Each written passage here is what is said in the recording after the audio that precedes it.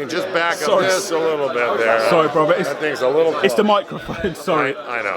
I'll project. I've got to make sure I get you. Everyone hates my microphone. Okay. Wingy Boxing, IFL TV, in association with MTK Global. I'm here with the legendary Mr. Goosen. How are you feeling, sir? Oh, doing great. Now that, we're finally here on site. The weigh-in's tomorrow. It seems like the longest part of the training camp is the last 3 or 4 days. The 10 weeks went by rather quickly.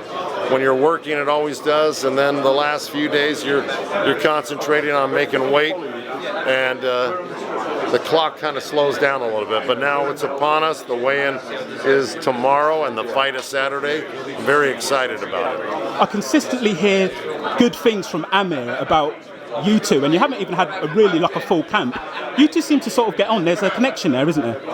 Oh, yeah, without a doubt. Look, if I'm training you, I'm connected to you. I won't train you if I don't feel a connection, because then it's work. When you're connected to somebody, you're on the same page. You feel the same way about running. You feel the same way about sparring, the same way about the floor, the same way about the amount of rounds you're doing.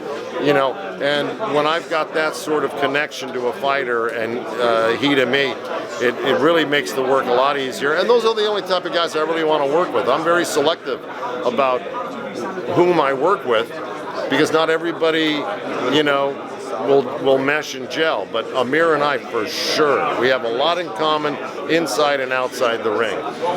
Amir can't look past this fight, so we don't normally like asking him these type of questions, but Kell Brook has said he's willing to go down to 147 for Amir Khan. I know he's not your fighter, but obviously you're a student of the game, like a historian. How do you feel Brook would perform against Khan if he had to suck down to 147, in your opinion? Well, number one, I think that he might be able to get down to 147 if he says he can. I'll take his word for it.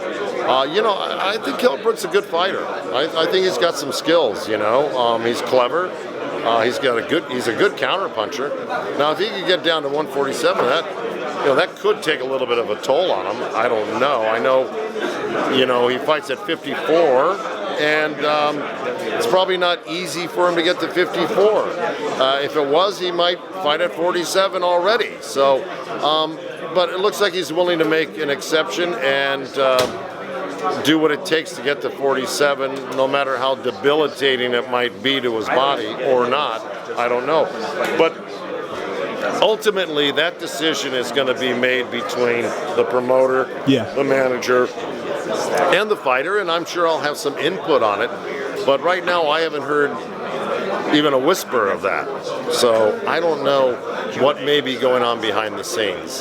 But right now, again, man, the last thing on my mind is anybody aside from Sam Vargas. Of course, even Kell Brook. And I know that is a huge fight here in the UK. I mean, extremely big. I mean, that's all I hear asked all the time. So I don't want to dismiss it, because I know it's a distinct possibility. But then again, right now I'm so preoccupied with what we're doing. That's about as much as I can give you on it. I understand. Do you think, I'm not asking you to go into details, I know you've got to focus on this fight, but do you think Manny Pacquiao is still a force? Oh, hell yeah. So, Manny Pacquiao is still very viable.